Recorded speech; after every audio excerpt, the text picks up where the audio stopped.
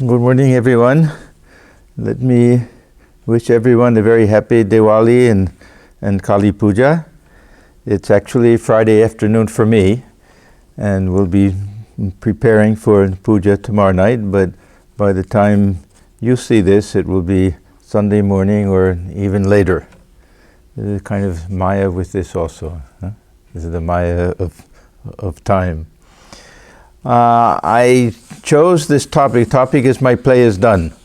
I chose this topic because this is actually a poem that was written addressing the Divine Mother.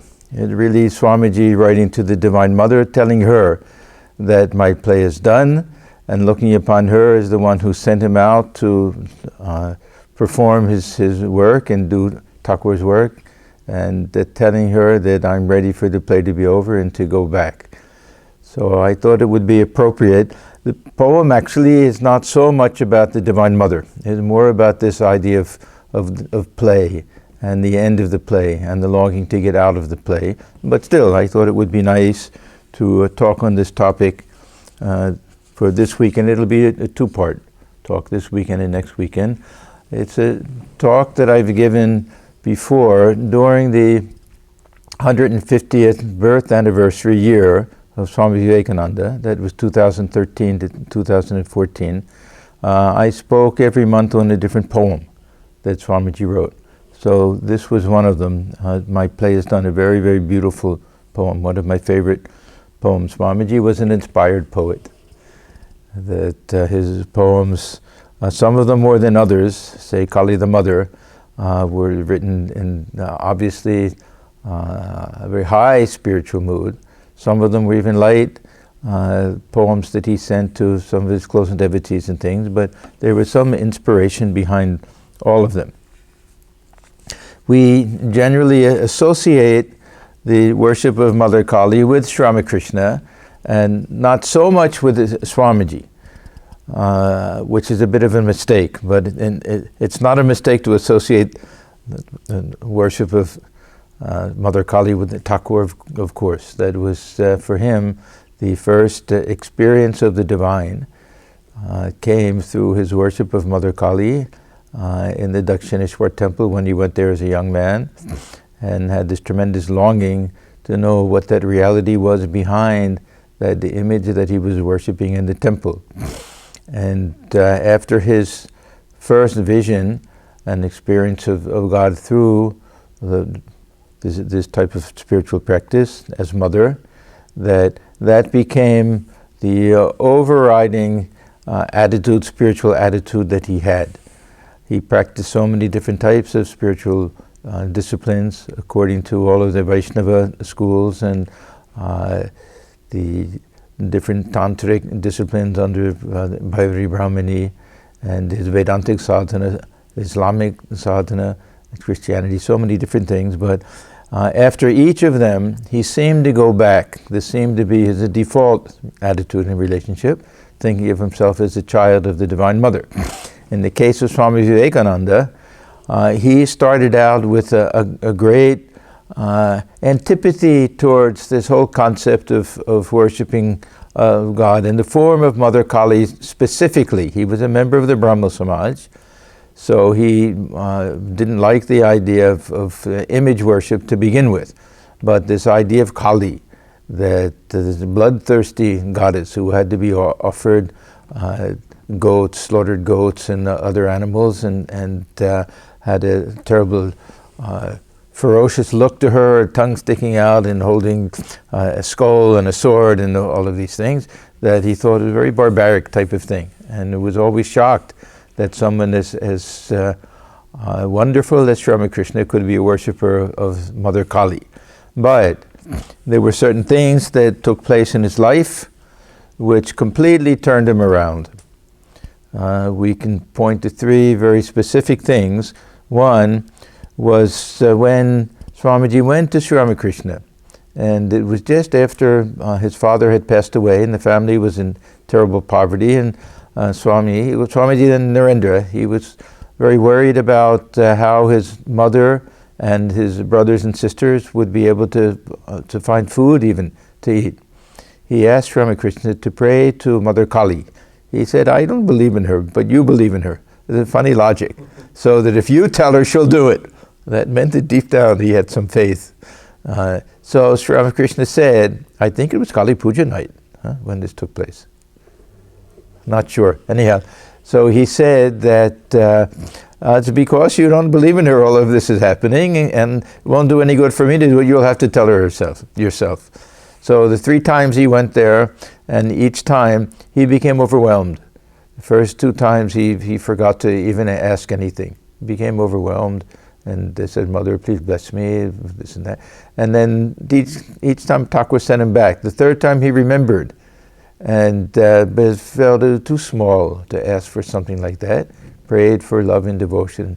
And then he went back and told Sri Ramakrishna, who was highly pleased, and said, don't worry, through the Mother's grace, that your family will never worry. They'll always have at least simple food and clothing, which was what actually happened.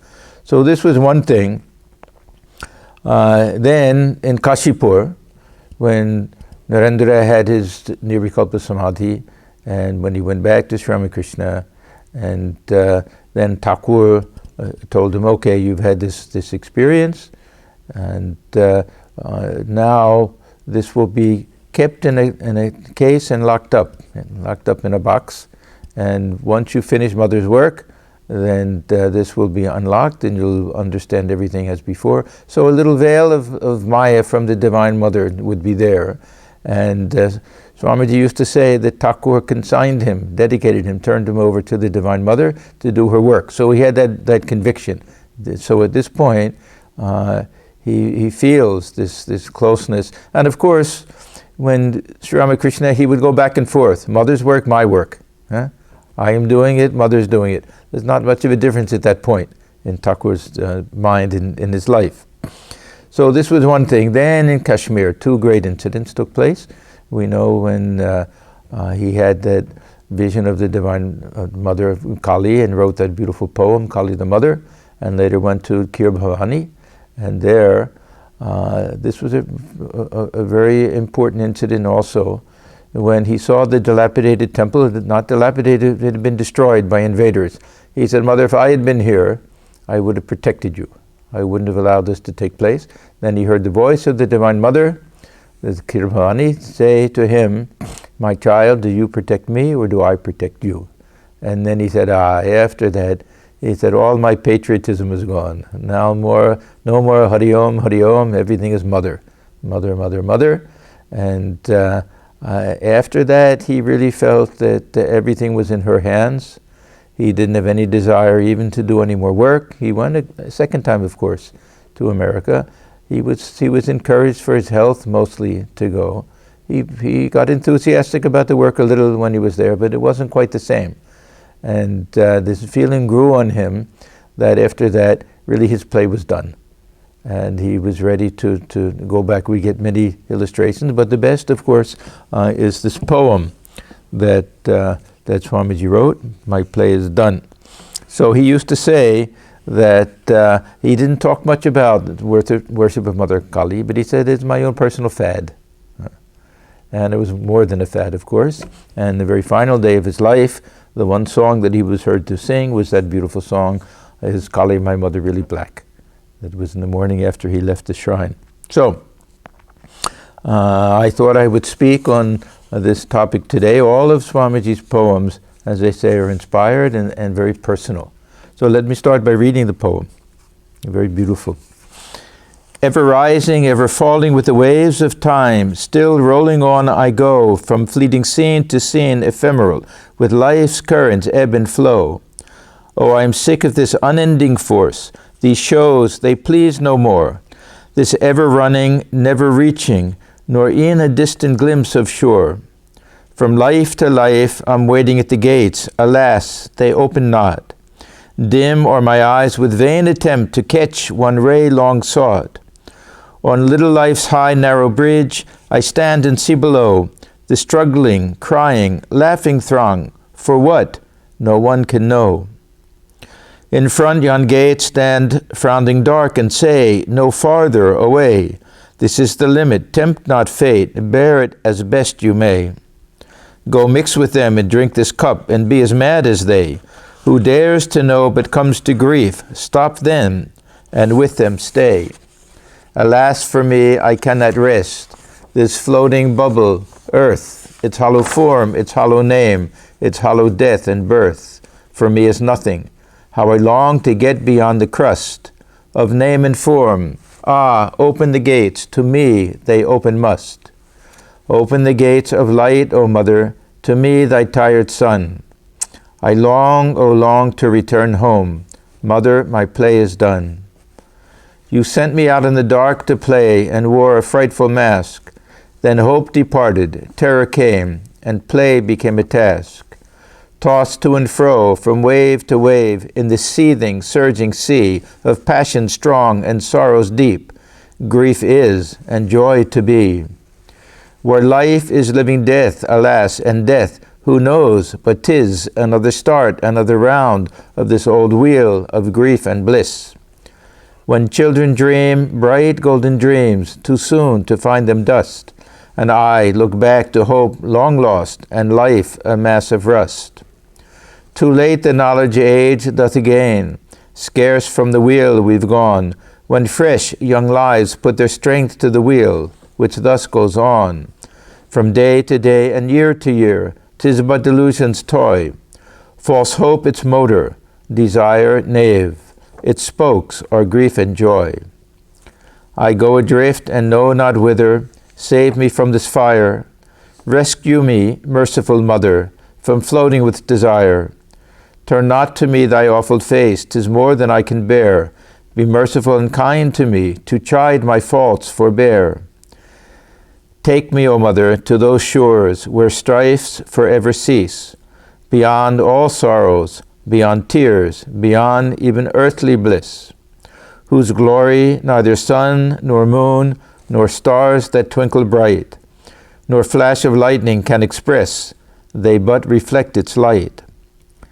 Let nevermore delusive dreams veil off thy face from me. My play is done, O Mother, break my chains and make me free. When I prepared this talk the first time, there was a special reason for it also. I had spoken on Swami Ramakrishnananda a little bit earlier, and we know at the end of his life that he had requested a song to be composed by Girish Ghosh. He had a great disciple by the name of Pulin Mitra. And Swami Ramakrishnananda told him of a vision he had had on his deathbed when Holy Mother came and Thakur came and Swamiji, and how he was longing to join them.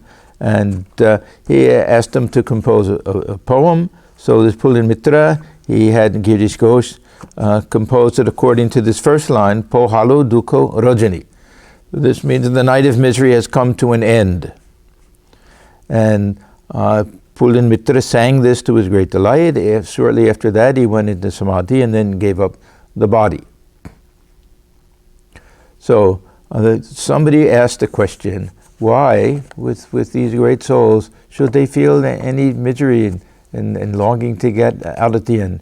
We hear that Thakur said so many times, this world is a mansion of mirth to those who have this highest type of realization. Why this night of darkness and pain and everything? So I thought the best way to explain all of this, at least for me, came out of this poem that Swamiji wrote. We get a sense of how they long to get out of the play towards the end. This poem, My Play is Done, was composed on March 16th, 1895 in New York. So relatively early. Swamiji lived another 7 years after that. So the sense that his work was done, he was ready to leave, it came quite early on him. It would come and go a little bit. Then he would get involved in the work again. As I say, it really reached the head, I think, at Kir Bhavani. But anyhow, this was during his first visit to the West, and just before that wonderful summer where he went to Thousand Island Park with a handful of his disciples and gave his beautiful teachings, which we have now in a separate book called Inspired Talks. So we get to this question: why should a fully illumined, God-realized soul, companion of a divine incarnation, feel at the end of his life that this world is somehow, he's passing through a night of misery? Now, of course, there's pain, there's physical pain. We can't deny that part of it. But even without that, in the case of Swami Vivekananda, he wasn't writing any of this when he was, at that time, how old was he? He was 33, something like that, 7 years before he passed away. He was a young man in relatively good health, not very good health, but relatively good health. So this question came up, and it was a very good question. So it got me thinking about how this was a common feature. We look even at the end of the life of the Holy Mother, how she felt things to be a terrible burden, how she longed to get out, how she cut off all desire to even see her beloved Radhu. And of course in Swamiji's life, in many of them, we see that this happened to them. So it seemed to be a regular feature here with regard to this play. Now I'm going to spend a lot of time this week and next week also on this idea of play. Swamiji wrote this poem in English. If it had been in Bengali or any other Indian language, we know that he's thinking of, in terms of Leela. This is the whole concept is known as this divine Leela, that is a very well-known concept in the Vaishnava tradition and in the Shakta tradition. With Sri Ramakrishna, he's always talking about the play of the Divine Mother. But this idea of Leela is very prominent in those who worship Krishna, especially this episode of the Radha Krishna Leela, this Rash Leela and all of that. They use that term quite a bit. So this idea of Leela, play, it's used in a light sense, the kind of playfulness, a lightness of heart. We don't take anything too seriously, but it's also a kind of existential drama. This whole life is an existential drama where sometimes we feel that we're just actors. We have that wonderful statement from Shakespeare. The whole world is a play and we're actors on the stage, something like that. Yeah, so we find that sometimes we wonder, do we have any free will at all? Or are we just actors on a stage with very little to say with regard to how we got here and why we're playing this part, and when we'll be able to get out of it, when will the play end? That is all out of our hands somehow. So both of these concepts, this light concept, that we don't have to take things too seriously, we see things as a kind of sport, a kind of play, and the other, that really it's kind of an existential burden on us, that this isn't who we really are, that we're playing a part that doesn't really belong to us, and we're trying to play that part well, but sometimes we're ready for the play to come to an end. So both of these concepts are found, ideas are found in this Vedantic idea, and Thakur uses both of these ideas when we talk about Leela, a way of expressing the human condition in general. And it's also a technical term which we find used for the period of time that the avatar, divine incarnation, lives on this earth. And there may be different Leelas within that, especially in the life of Sri Krishna. The Leela as a child, the Leela as a cowherd boy, and then with the Mahabharata, that period, and then in Dwaraka at the end. And I spoke not too long ago in the final stages of Thakur's life, is Antya Leela. So they'll use this term that gives the impression that there's something something staged about the whole thing.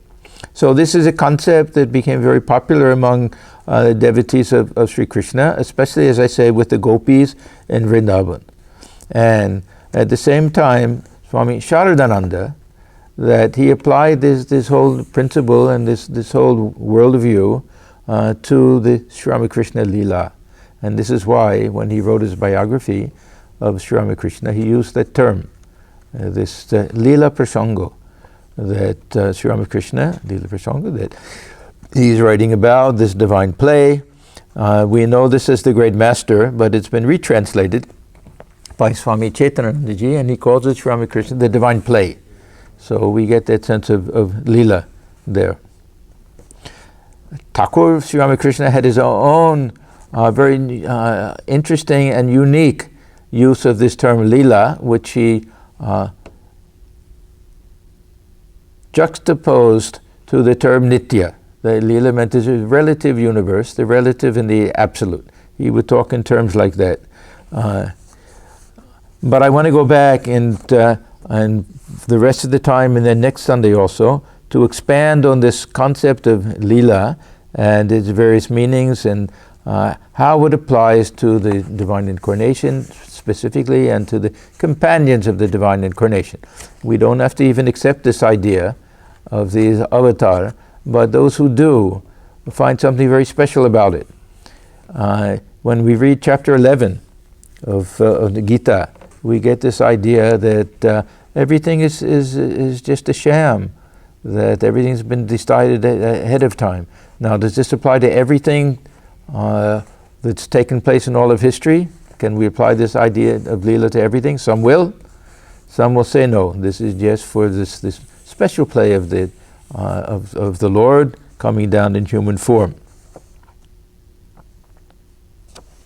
So Leela, the word literally means play or sport or some type of amusement, something that doesn't have exactly the full feeling of reality, that there's a bit of a appearance of reality, just as we go to the theater, where we go to a movie. We know it's not absolutely real, but seems to be very real. So it's like a show or a play.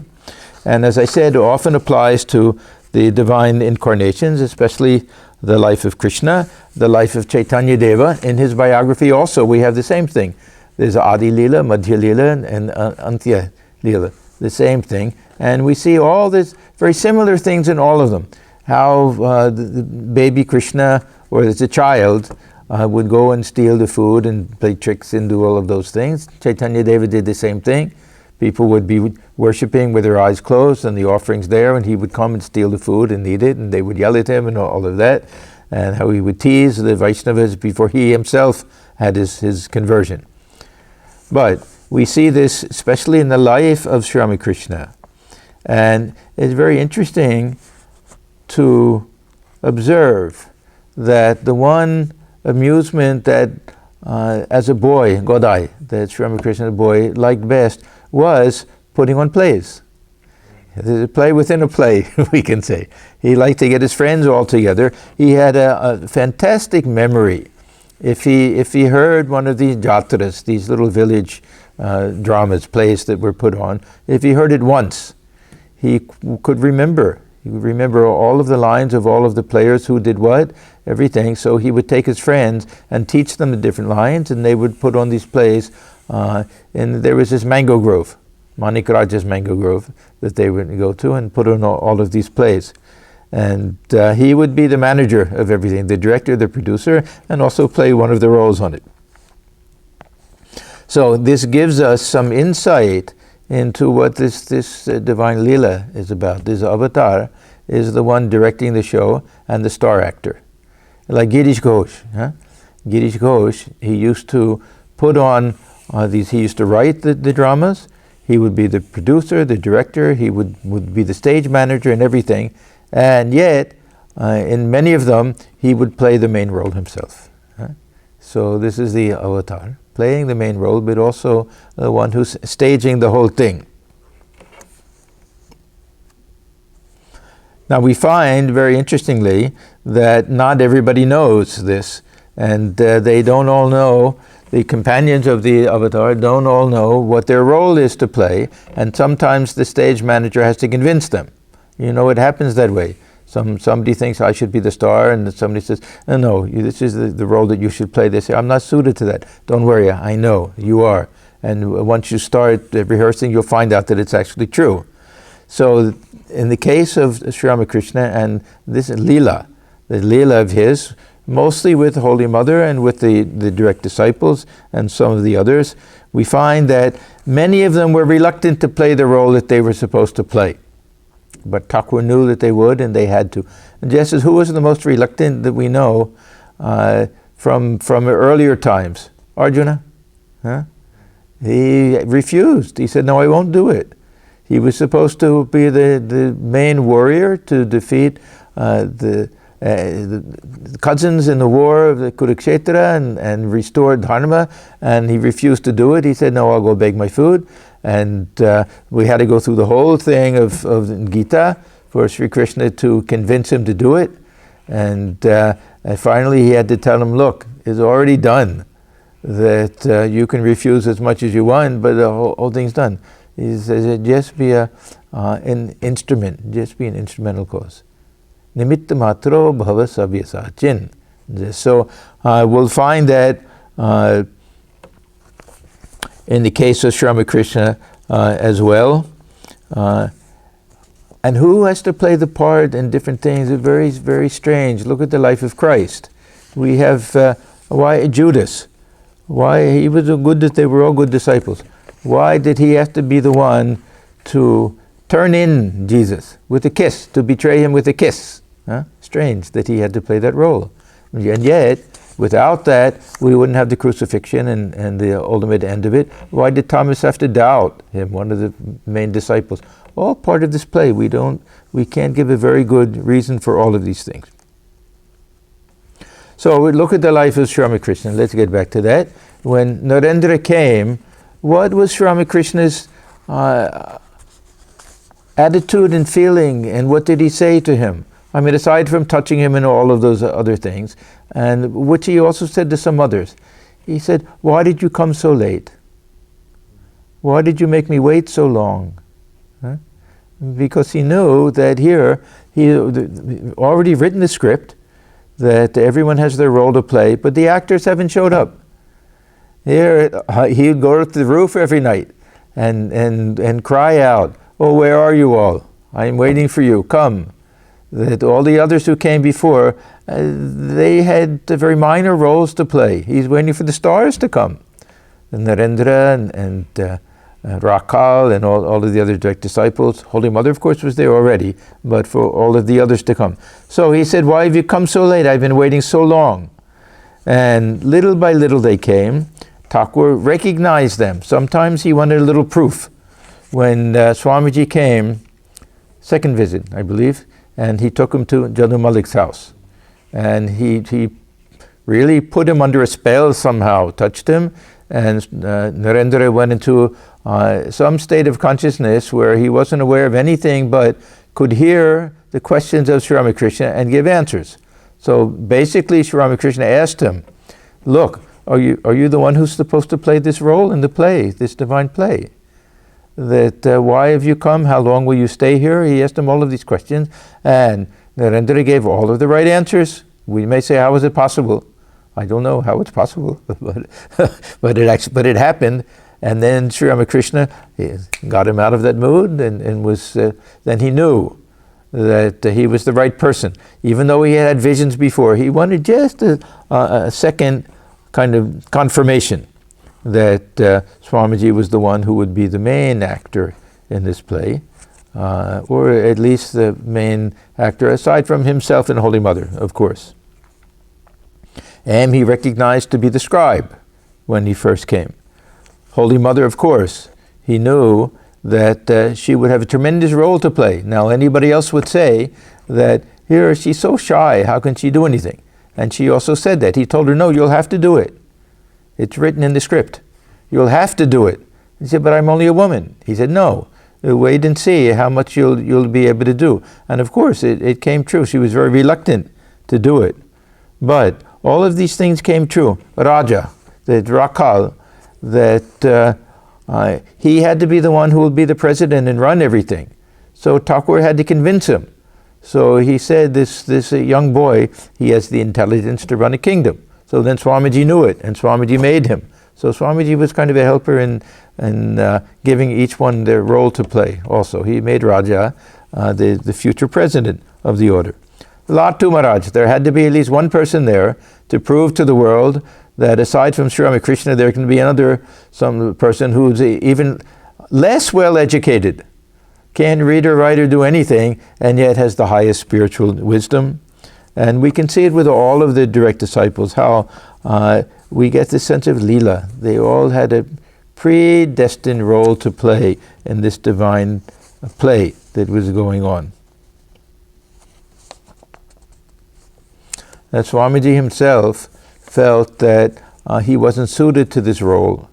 He used to say, I have the nature of a scholar. I like to just go off somewhere quietly with my books and my meditation and enjoy myself. And he tried. And then he said, every time I went, I would even go into a deep cave, something like that, something would bring me back down. The one time it was word of the suicide of his sister. But there were different things like that. In the case of Holy Mother, Thakur had to come to her after his passing away. And she was reluctant to give initiation. She said, what will people think? A recent widow giving initiation, what nerve? Who will look upon that nicely? But Thakur 3 times had to come to her and tell her to, you give initiation to Yogin. He didn't receive mantra. And how she was ready. She was ready to end the play, how he had to come to her. And even when she went to take off her bangles, she felt his hand on her hand and said, no, I've only gone from one room to another. Don't think that you're a widow, that I've died and everything. She had to be somehow consoled in this way. Otherwise her grief was something very tremendous. And then, of course, the ultimate trick of Sri Ramakrishna to make sure that she played her role, that she would have some connection to the world, was Radhu. That the niece had to come and be perfectly helpless. Her mother was mad, her father was dead, and Holy Mother was the only one to look after her. And this tremendous attachment came that she said, what is this? And then this came to her, this is Yoga Maya. This vision came where Thakur told her, I don't remember, this is Yoga Maya. This will keep you from running away. This will allow you to play your part in this play.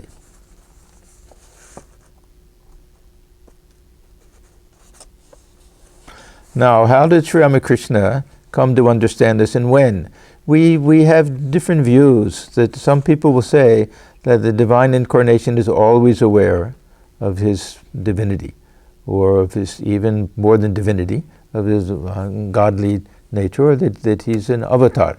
And then the other view is they also come into the world with Maya. Otherwise, how can they come? And gradually they come to understand this.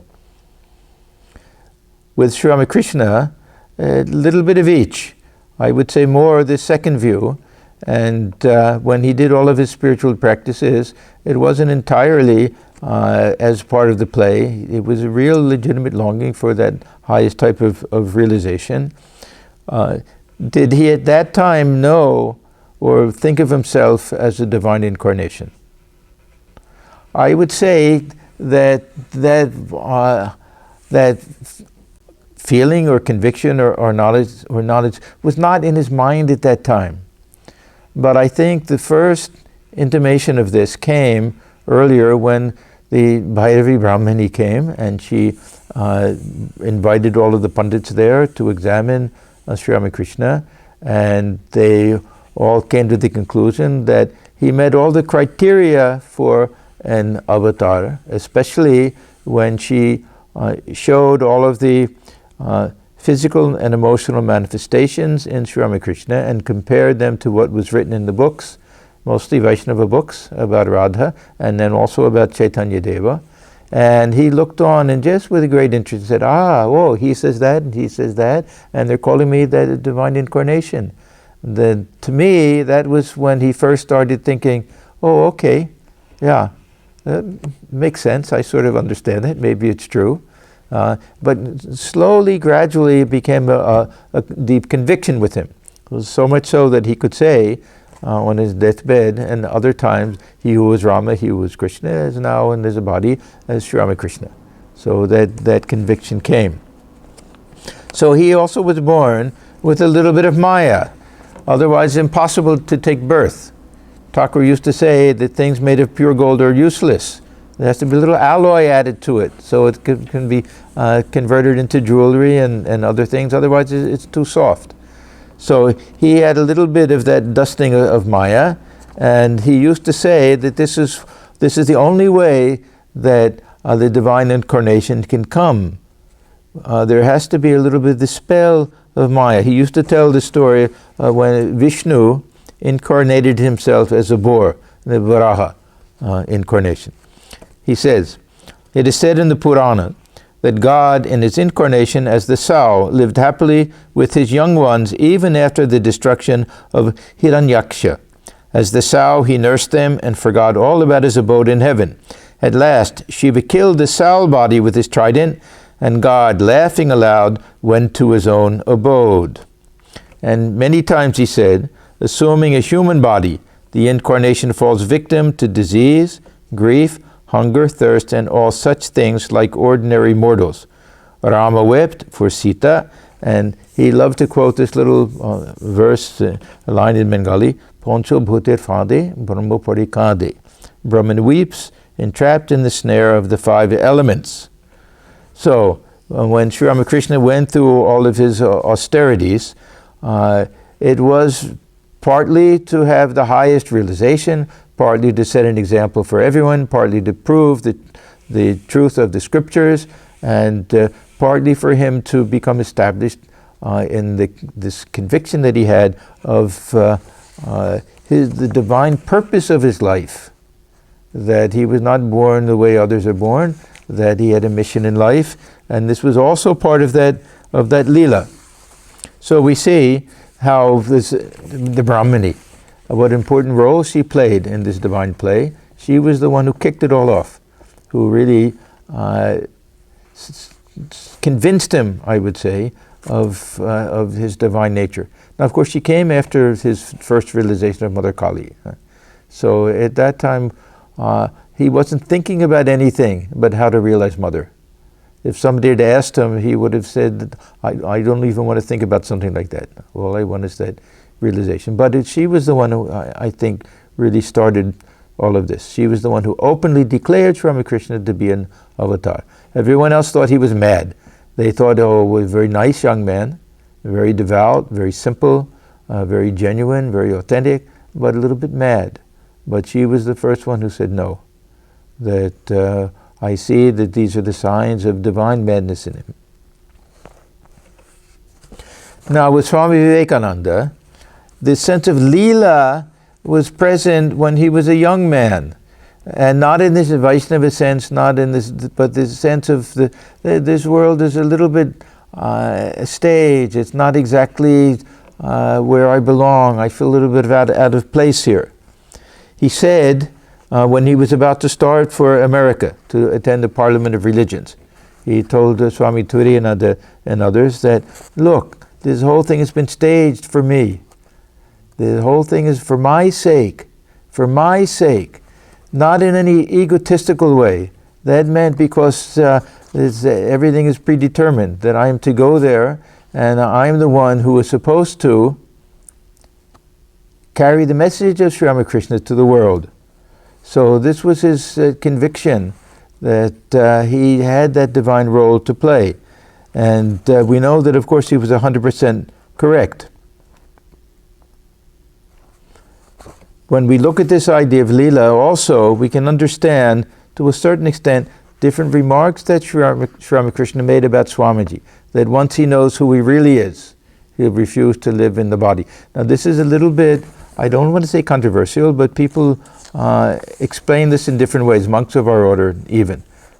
I would say 3 basic ideas. One is that this little veil was put over Swamiji so that he had a little feeling of ego, something like that, that once he has that full realization again that I am one with the Brahman, who he really is. Who he really is, I am the Atman, I am Brahman.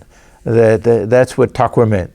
Then the other can be that, well, it's not exactly that, but what was locked up in the box was that experience of samadhi will be kept from Swamiji until he finished the work.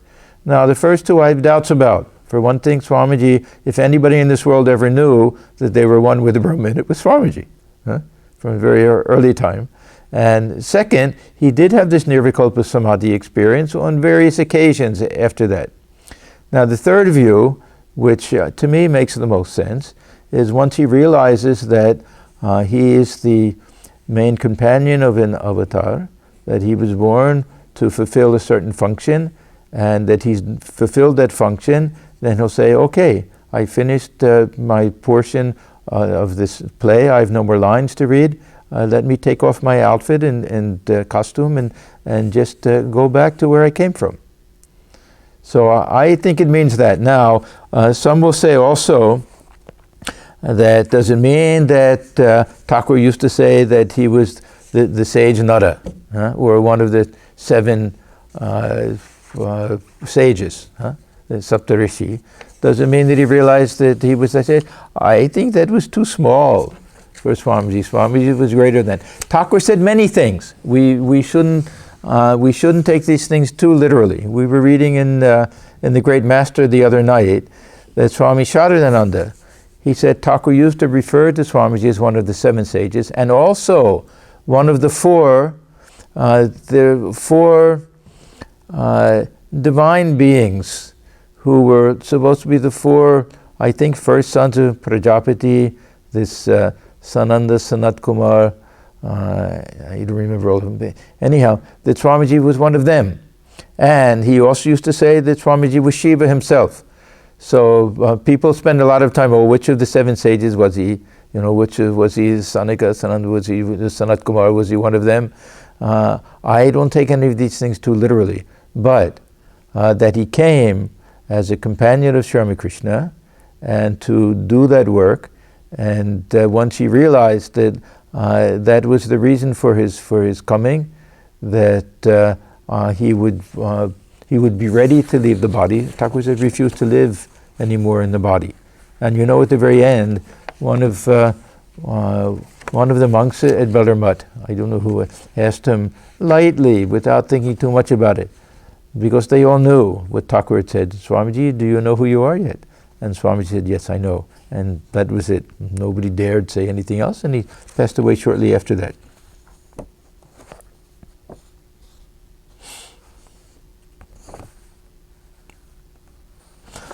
So as I say, this realization started to come, I think, first in the cave temple at Amarnath, when he knew that he had control over when he would pass away, and then Kir Bhavani. We find some very beautiful intimations of this again in letters that Swamiji wrote. This is one that he wrote to Josephine MacLeod, my favorite letter. This is, I think, of all his letters, the most beautiful. This was written on April 18th, 1900. In the complete work, it's volume 6, page 431. You read the whole thing. It's really beautiful. Behind my work was ambition. Behind my love was personality. Behind my purity was fear. Behind my guidance, the thirst of power. Now they are vanishing, and I drift. I come, Mother, I come. See, again, everything was Mother at the end. In thy warm bosom, floating wheresoever thou takest me. In the voiceless, in the strange, in the wonderland, I come. Then he adds this very important line. A spectator, no more an actor. So this is Mother, my play is done. He's telling her that. And we see, even as early as 1897, when he first came back from the West, established the Ramakrishna Mission, Mutt and Mission, that he turned everything over to Swami Brahmananda. Whatever money he had collected, that he made Swami Brahmananda the president of Bellarmut, first president. We don't call Swamiji the first president. He was president in the beginning of the whole thing, but first president of Bellarmut was Swami Brahmananda, and then Swamiji was relieved. And now everything's in Raja's hands. I don't have to worry about anything. So let me go back to this original question. So of course they'll realize the play is over, it'll come to an end, but why should there be this such pain at the end? Why is such feeling of misery, this night of darkness and everything? And specifically in the case of Swami Ramakrishnananda, that why did he want that song to be written that way? Or why was Swamiji so anxious to be relieved of all of that work and to just remove himself from this play? There are different answers. A very, very basic general answer, I would say, is that these are all free souls. These are all perfect souls. To just live in this world, they know what it means to have this bondage of even having a body, because they've realized what their real nature is. So for them, just to have to even feed the body and look after the body, forget about the pain and suffering that they go through with it, illness and disease and everything, just to not be able to fully experience their perfect bodilessness as one with Brahman. So they realize their ever-free nature more than we possibly can. That means that the sense of bondage of having to live in this body, in this world and everything will be more intense for them. The other thing is that generally there's something very bittersweet about this divine Leela. Why is that? Because the main actor in the play very often is the first to depart. And all of them felt this terrible agony of grief and suffering after the passing away of Sri Ramakrishna. The same thing with the disciples of Christ. He had to go first, and all of the disciples, how they wandered weeping and everything. Thakur said that. I can give up the body today if I like, but I know you'll wander the streets weeping for me. So there was that feeling of sadness. This is the end of that Leela. The ultimate source of sadness is that the main character is gone, first to leave. So we see this tremendous sense of loss. We see it in Holy Mother's life, that really she had no desire to live. And that, as I said, Thakur had to come to her, Radhu had to come. She had to have the vision of Sri Ramakrishna several times. She had to experience some very deep states of samadhi, all of these things, and had that chain of Radhu keeping her down. Otherwise, she had no desire to live at all. And the other direct disciples, as they got older, that memory of their days with Sri Ramakrishna got stronger, and that desire to go back, because in their minds, it wasn't just getting out of this world, it was returning to their real abode. And for many of them, it meant that they would be with Sri Ramakrishna again. Many of them had that conviction. They may not have called it this Ramakrishna Loka like we do today, but that all the actors will have a reunion. They'll all go back without having to wear their costumes and everything, and have that joy of the divine communion again. Swami Turiyananda, he used to tell the young monks that had joined about how they felt when they were in the presence of Sri Ramakrishna, that tremendous joy, how the second that they left, they just counted the seconds till they could see him again. And remember that Swami Turiyananda was someone who could withdraw his mind from the body, have the highest type of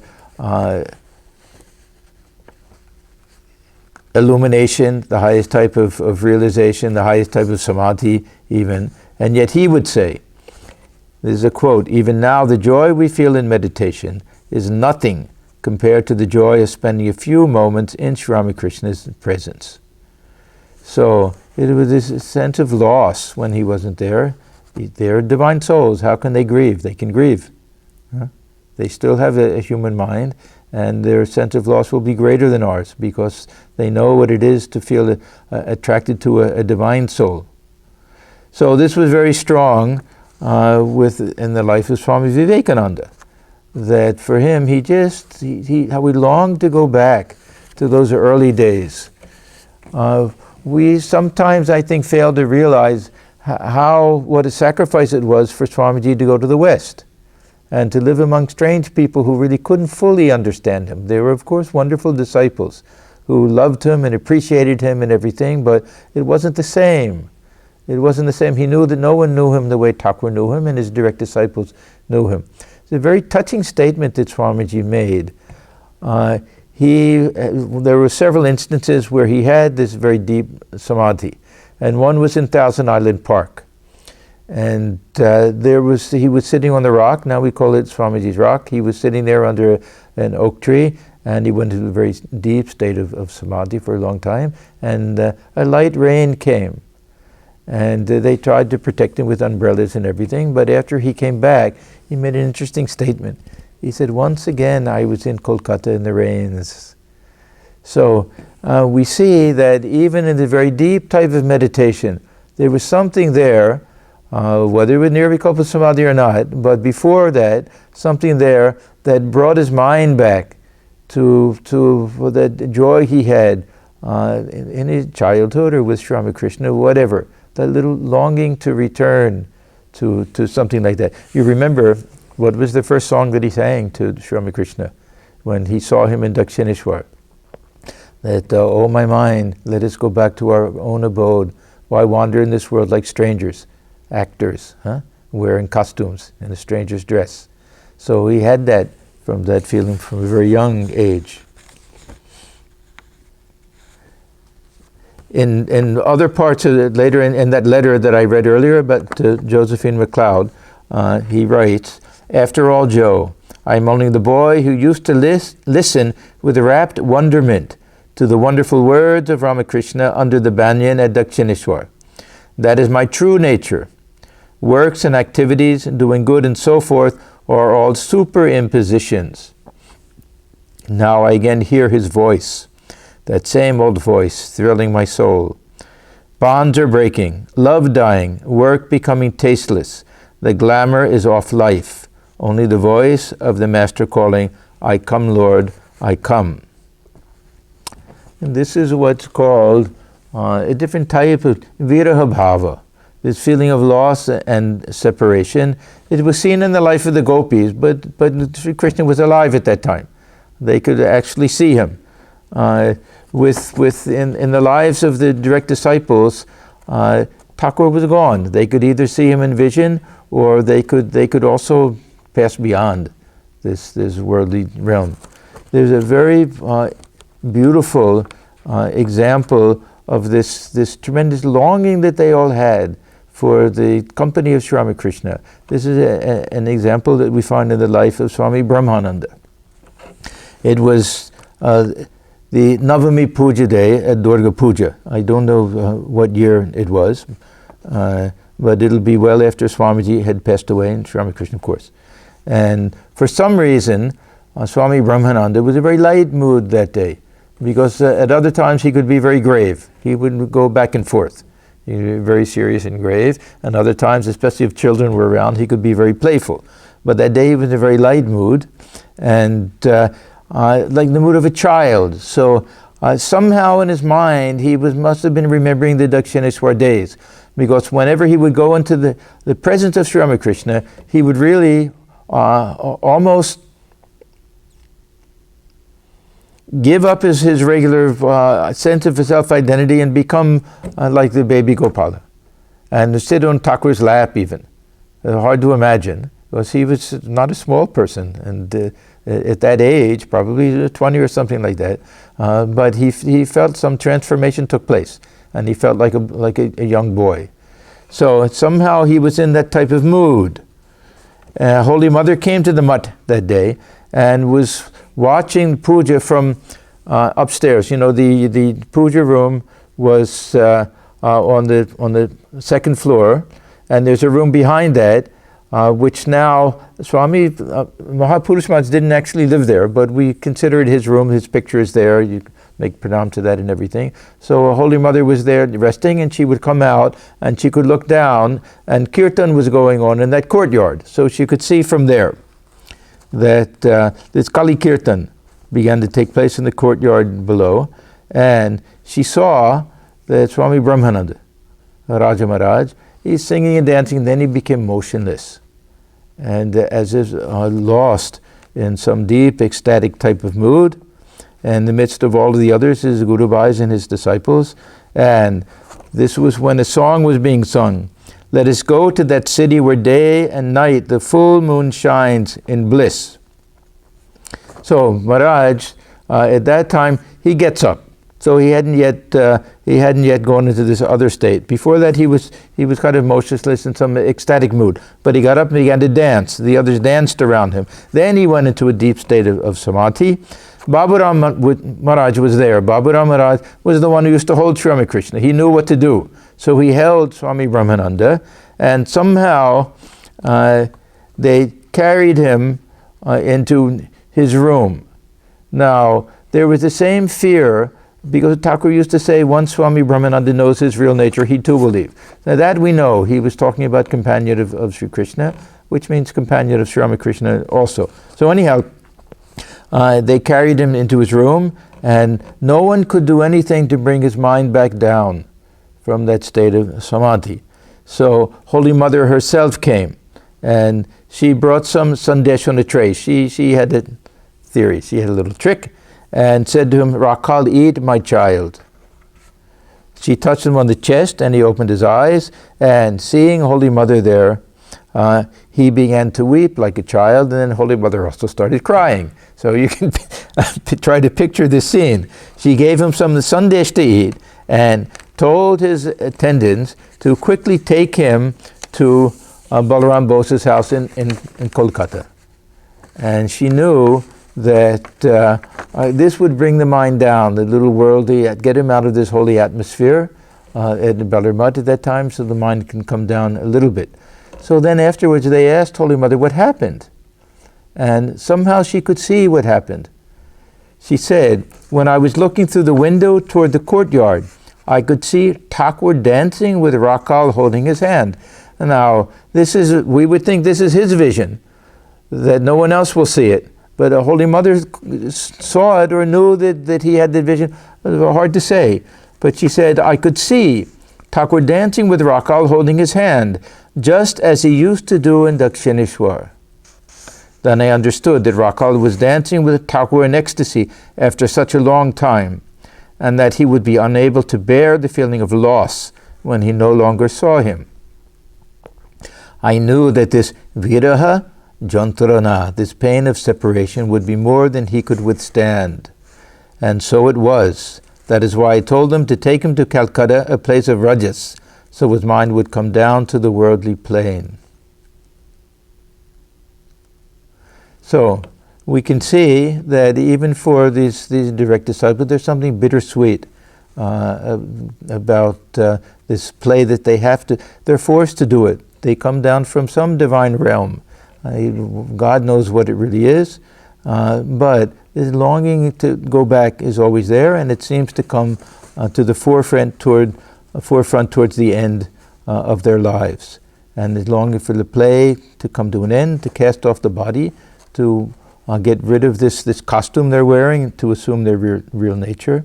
That this is why we see in the life of Swami Ramakrishna and others that as this play is coming to an end, this desire to go back to their real abode.